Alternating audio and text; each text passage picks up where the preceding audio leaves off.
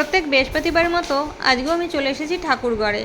আর এই দেখো নাশপাতিটা কত বড় বড় নাশপাতি দেখেই আমার প্রথমেই নজর পড়ে গেল ফলের দোকানে গিয়ে, আর আমি এটাকেই তুলে নিলাম। এরকম নাশপাতি আমি এখনও দেখিনি বা আমার নজরে পড়েনি, মানে পুরো হাত ভরে গেছে এত বড়ই নাশপাতি।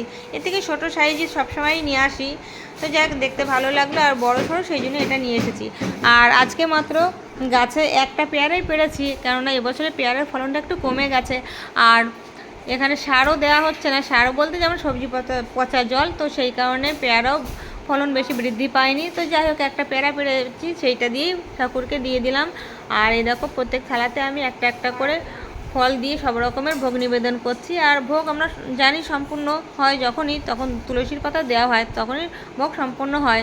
তো প্রত্যেক থালাতে আমি তুলসীর পাতা দিয়ে দিলাম। আর দেখো বন্ধুরা, আজকে কিন্তু আমার পুজো মণ্ডপে এসেছি ঠিক টাইম মতো, পুজোও দেওয়া হয়ে গেছে 12টার মধ্যে, কিন্তু এখন রাত বাজে 11:30। এখন আমি এডিটিং করতে বসেছি। কেন বলো তো, একটু ফটোশ্যুটের ব্যাপার ছিল, কালকে স্বাধীনতা দিবস, এই কারণে আমার একটু ফটোশ্যুটের ব্যাপার ছিল। তো সেই কারণে আজকে তোমাদেরকে এই ভিডিওটা পোস্ট করতে আমি দেরি করে ফেলেছি। তো যাই হোক তোমরা একটু ম্যানেজ করে নিও, নিজের পরিবারের লোক তো তোমরা সবাই আমার, তো সেই কারণে। তো যাক শিবের মাথায় জল ঢাললাম আর আমার পুজো সম্পূর্ণ হয়ে গেল। তো মা লক্ষ্মীকে বললাম, মা লক্ষ্মী তুমি সবাইকে ভালো রেখো, সবার মঙ্গল করো, জয় মা লক্ষ্মীর জয়।